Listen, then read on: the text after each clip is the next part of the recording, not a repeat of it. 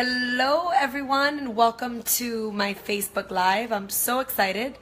I literally just got off of the ferry like about a couple of hours ago and got back into San Juan. I'm in Puerto Rico right now, my best friend's house.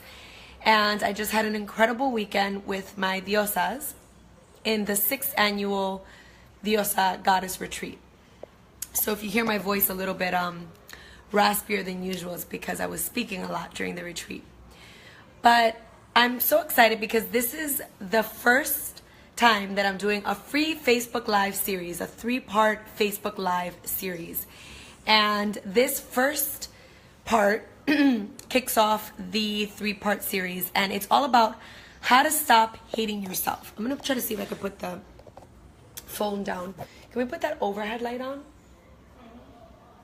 So give me a second while I set up. So while I'm getting set up, can you get a journal? Thank you. A journal and pen out so that you can write down notes. And I'm going to do the same. Okay, so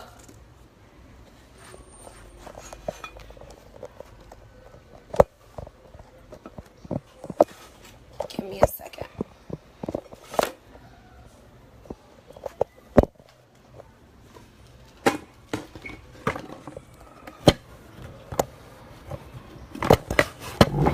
You can also get a glass of water. Okay, so perfect. I can lean the phone and actually sit down. I love this. So let's start off with a meditation. For those of you that do not know me and who are just joining live now, my name is Christine Gutierrez, and this is the first part of the 3-part Facebook Live series. So place your hand on your heart and one on your belly. And inhale in through your nose.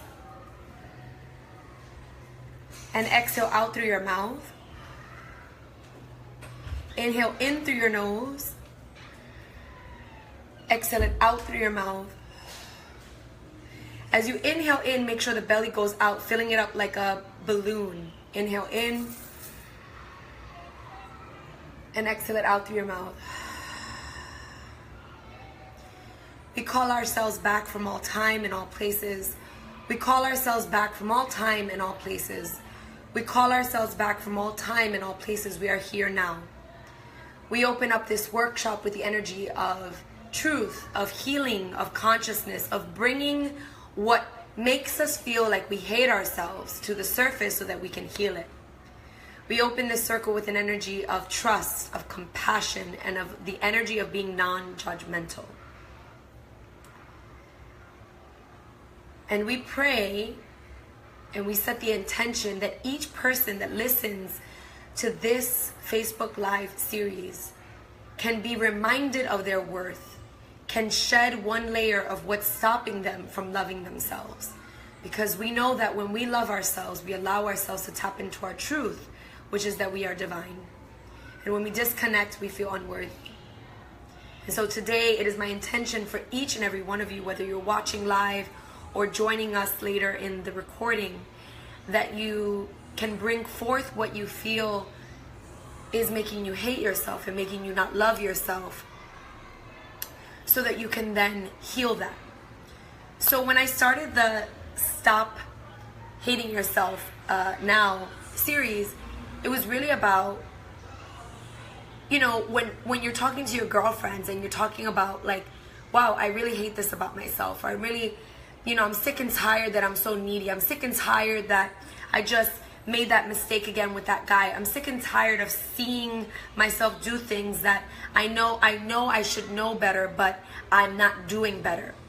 And when you are in that place, it's easy to use a lot of words, but what really sums it up is I'm hating myself. I'm freaking mad at myself for not making the choices that I want to make that are in alignment with my soul, right? And so when you have this idea of what it means to hate yourself at the surface, you may be like, no, I don't hate myself, I'm just going through something.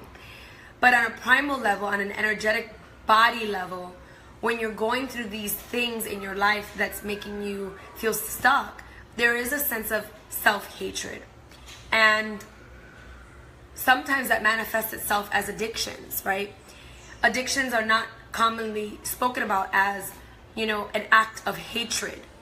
But it is. And to me, you know, when you talk about someone who's suicidal, this is, you know, someone that's suffering from mental illness and in pain, and they're acting out in a way to escape the pain. And there's varying degrees of this, but ultimately it doesn't matter how someone is hurting themselves. What matters is that we get honest and know that you are not alone and that you can get help.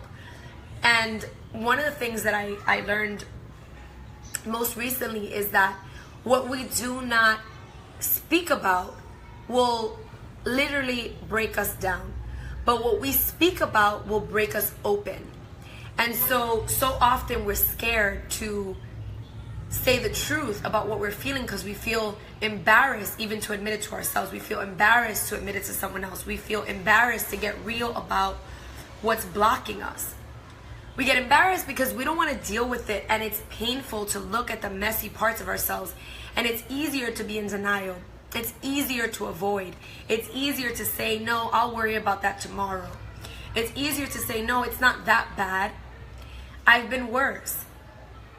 But what I teach, and what so much of what we spoke about in the Diosa retreat this weekend was about, it doesn't matter if you're in denial about something. What matters is that you're listening to the voice of your soul.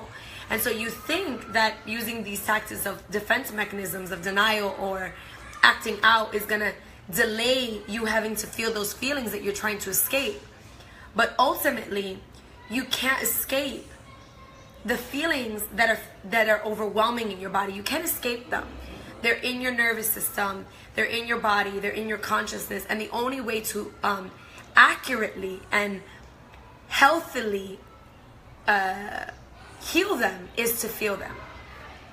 And so what we think is, let me escape this, let me drink this drink, let me do this drug, let me go back to that comfortable relationship that doesn't really serve me, let me numb myself by overeating, let me numb myself by not feeling, let me numb myself by pretending everything's okay. But in reality, there's this pain that's lingering inside of you that you're avoiding. So stop hating yourself now. The first part of the 3-part video series is, in this video, focused on what are the things that you hate about yourself. What are the things that are coming up for you over and over again that make you feel unworthy, that make you feel like you're not good enough, that make you feel like, I want to just escape this because I'm tired of feeling this way. What are those things in your life so that we can bring it to the surface and get really real about what's holding you down, right? Are you in a fucked up relationship? Are you not feeling worthy because of your body? Are you comparing yourself to people? Are you feeling depressed and can't wake up in the morning and are feeling really shameful about your mental illness? Or maybe you don't even think you have one, but you're struggling in your day-to-day life and feeling like you're not a good enough human. You know, you're not functioning well enough and you're mad at yourself for that. This is the only way that we can heal what is going on within. So I want you to take a moment right now and think about the ways that you've shown self-hatred. This can be denying listening to the voice of your intuition. This can be going back to a relationship that you felt in your gut was a no. This can be saying yes to someone when you really wanted to say no. This could be not eating the foods that you know serve you. This could be drinking over the pain and taking shots, or drinking over intimacy blocks because you can't connect to another person unless you're drunk. This could be waking up and feeling like, I'm not good enough, I don't have a purpose. This can be calling yourself ugly or fat or skinny or dumb. This could be, I'm not worth starting a business because I don't believe my idea is worth it. This could be self-sabotage, not going after your dreams and settling. This could be listening to your parents' dreams for you, but not believing that you are worth having your own because you feel the pressure from your family. Whatever it is, that brings you away from loving yourself is worth looking at. Even if that's, I can't make the bed in the morning. I can't feed myself and nourish myself in ways that I really would like to. I can't move my body. So let's get real about what those small and big things are that represent self-hatred. And when we do this, know that we're doing so with a non-judgmental eye so that we can heal it. And for those of you that are here live, I would love if you could write in the comments, what are some of the ways that you've shown yourself self-hatred? So I'm going to give people a moment to do that.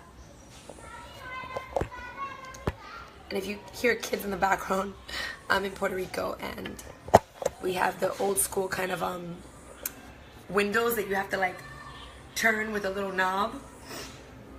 So they're open because it's too hot. So write in the comments, what are the ways that you've expressed self-hatred?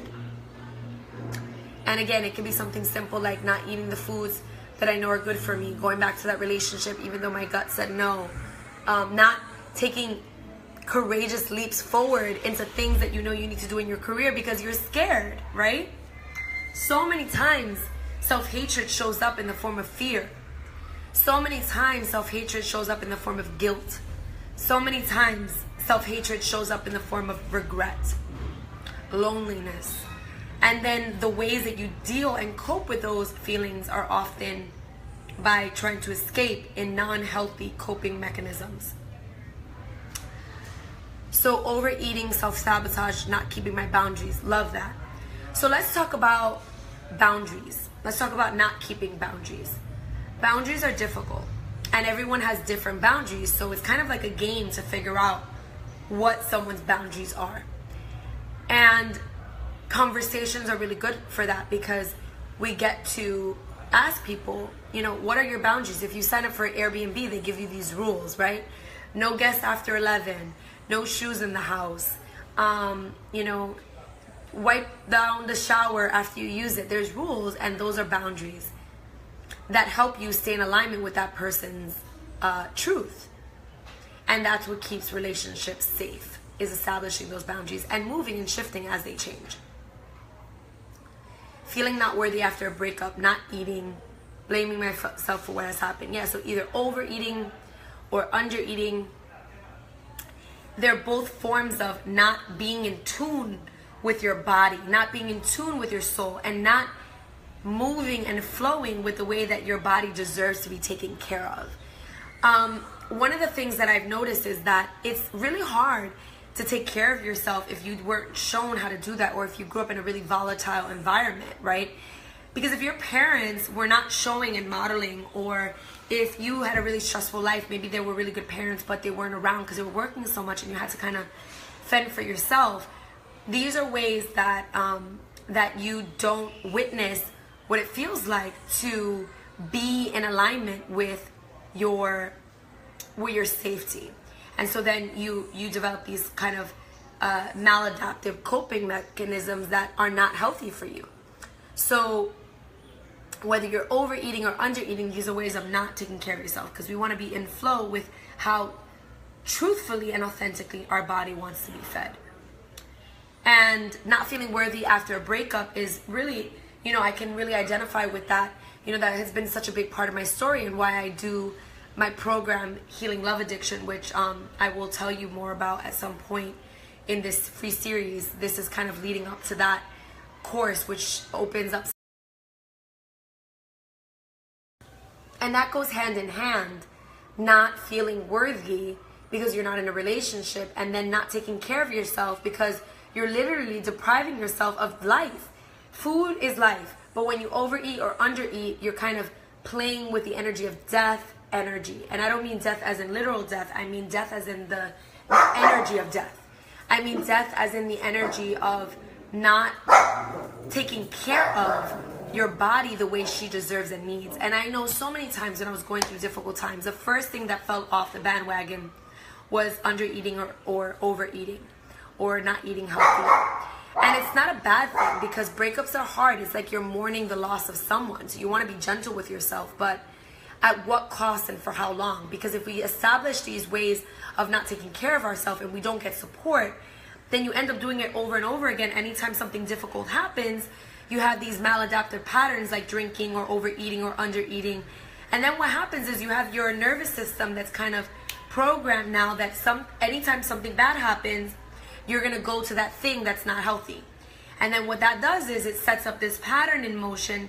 So then before you even think about it, you're going to reach for the negative thing before you reach for the positive thing.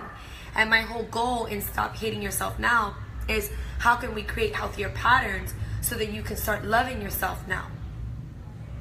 So promiscuity and isolation, yeah.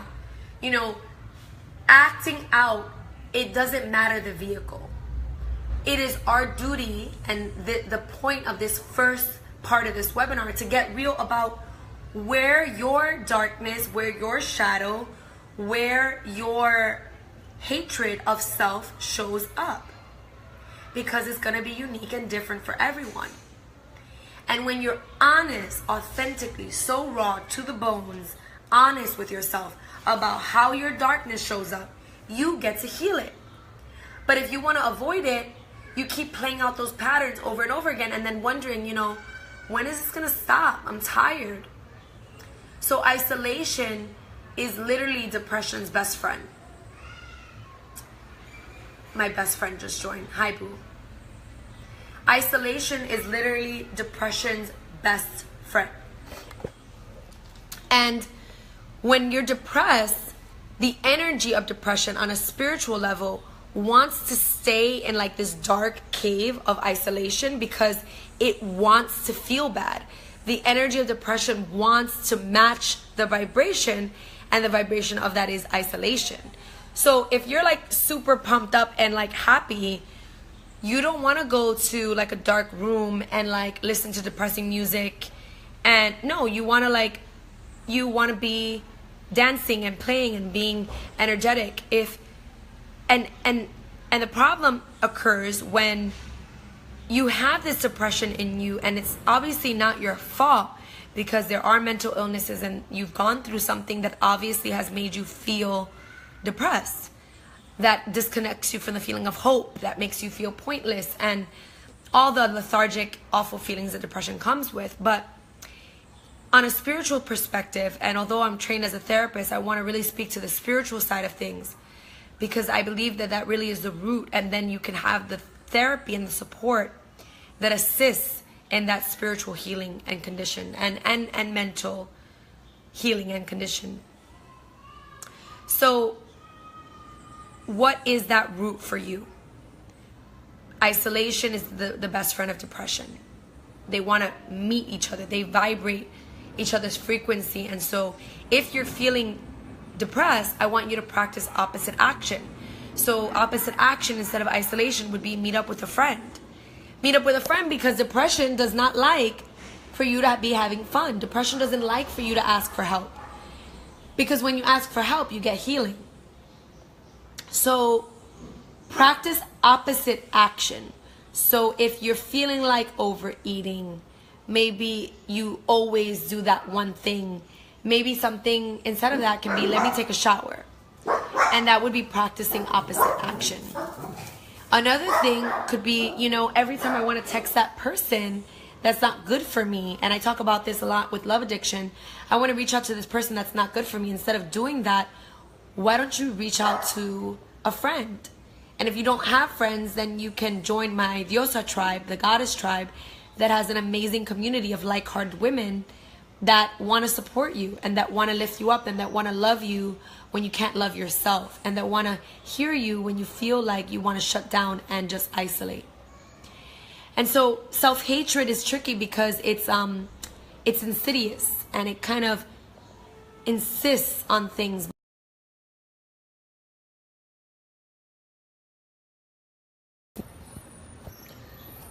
There we go.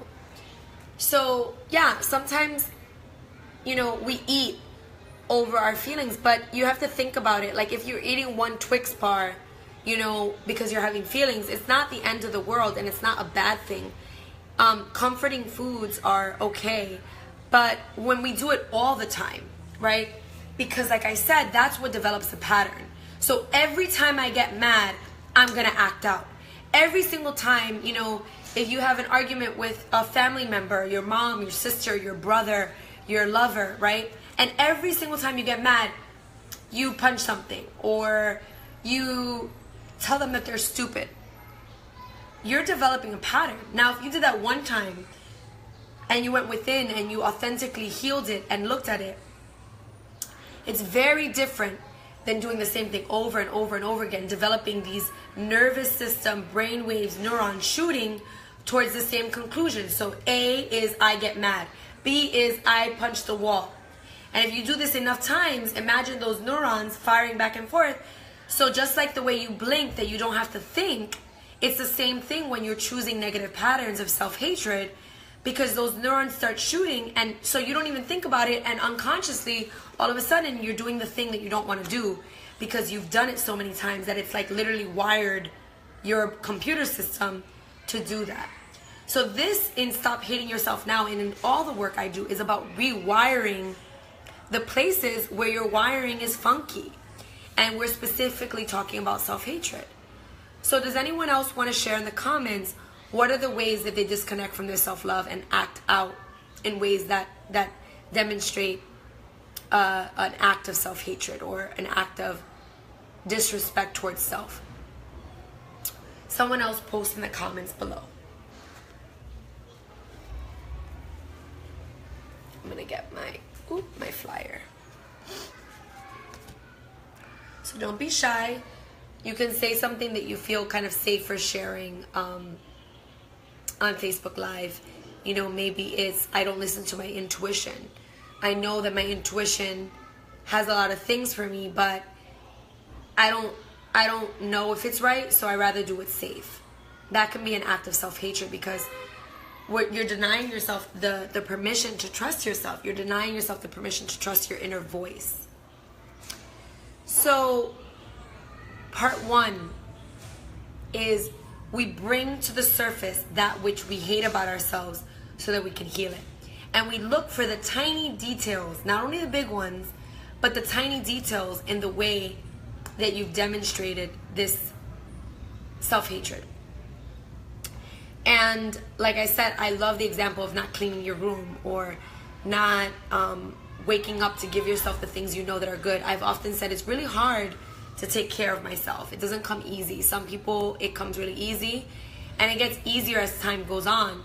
But I have to be I have to be an active participant in my self-care, because if not, it can become very easy to just fall off track and go to those old patterns that I've wired myself to, of isolating, you know, kind of staying home and not wanting to socialize, not wanting to really step outside my comfort zone of the house and like do the things I know I have to do, or showing up on time or even early so that I don't have to be filled with that self-hatred of saying I'm sorry for being late. These are all ways of moments where you disconnect from self-love and being of integrity and tap into self-hatred instead. The other important thing that I wanted to mention, oops, let me see how long I've been on. Ugh. Okay. The other thing that I wanted to mention is a little dark. There we go. Was when you do these things, how is it that you respond to yourself acting out? Because self-hatred doesn't just happen once. It happens like in a row.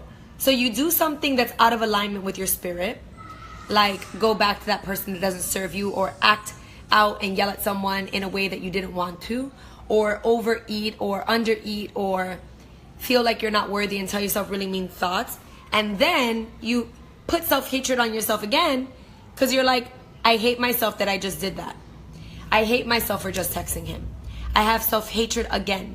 So now you're shaming yourself on top of the original wound of what you already did, which only makes you stay there longer, because hatred loves hatred.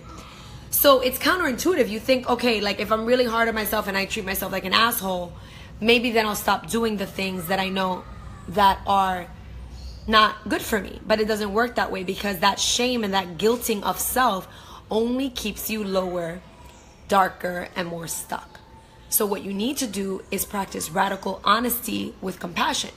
You still get to be real with yourself, and you still get to say, you know what? I'm acting out. I'm acting like promiscuous. I'm acting angry. I'm acting selfish. I'm acting irresponsible. And I'm disappointed with myself. But you know what? I love myself. And I got to get real, because in order for me to really heal, I have to be honest with myself. And that will allow me to be honest with others. So know that the other key point of this is, if you do something that feels out of integrity with your self-love, aka self-hatred, ask yourself, would it be okay? Can I surrender this to the divine instead of me shaming myself? Because I know better now, because Christine told me that in a Facebook Live one night, that if I shame myself, it'll only make it worse. Healthy responsibility and a little bit of like that guilt, it's normal. But at what cost and for how long? Are you beating yourself up because you want to secretly feel bad? Sometimes you think you're like lifting yourself up and you're like, oh my God, I'm so fucked up. I can't believe this. Here's all my problems. Here's all my issues. Here's how I hate myself. And actually, the thing that you actually need to heal is how you not shame yourself and put yourself down anymore. So no matter where you are in this journey of self-love and in looking at those places within yourself that need healing, I want you to get really specific. I want you to start in the beginning of your morning, your thoughts. The rain, it just started to rain. Your thoughts, how you show up in the world, how you show up for yourself, how you eat, how you date, all of it. Really dig deep into that and see what is not working for you anymore. The second part is not shaming yourself over the things that you're doing, because that shame will just keep you there longer. And the last part is to be willing to be led. Be willing to be led by the divine, by me, whatever you feel comfortable with. Because when you bring these things forth in radical honesty, you get breakthroughs and healing. But what you keep in the surface, what you hide, even if you think you're silly for sharing it or you shouldn't, that is not your place to decide that. You just have to share it. So all of this is about walking yourself back home to self-love, walking yourself back home to self-respect, walking yourself back home to that voice of your intuition, your self-care, your self-love, your gut, and walking away from that which doesn't serve you. But it's progress, not perfection. So this first video was really only about bringing to the surface that darkness that lingers within. How does it show up for you specifically? I want to hear from you. Email me at christinegtv@gmail.com if you want something more private, or write in the comments here even when this goes off live and just goes to the recorded. And lastly, remember that you're doing something so good for yourself, because when you get honest with yourself, you get to love yourself, because there's a lack of intimacy with self when you're pretending to love all the parts of you, but you're only loving some parts, the acceptable parts. And real self-love is about loving all the parts of you. So I thank you so much for joining. I want to take a couple of seconds for questions on this first part of bringing to the surface what you hate about yourself. So if you have any questions, write in the comments below.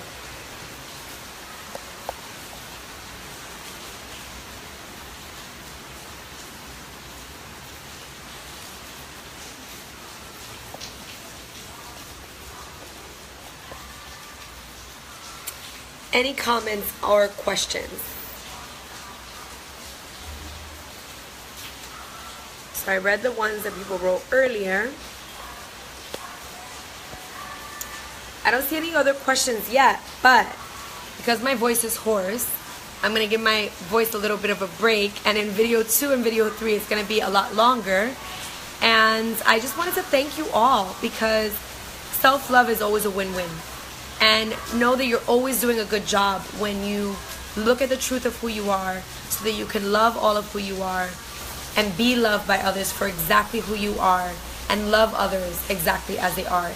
This allows you to get real so that you can break free and make some changes in your life, so that you can start acting in ways that make you feel radically and fully in love with yourself. Because self-love also shows up in actions. So as you show up with your actions, and you see, wow, I really do respect myself, you're going to love yourself so much more, and you're going to break out of that web of self-hatred. Thank you so much. If any questions come up, email again, christinegtv@gmail.com, and also write it down in the comments below. Take care and stay tuned for video 2, and I will also be posting that here. Take care.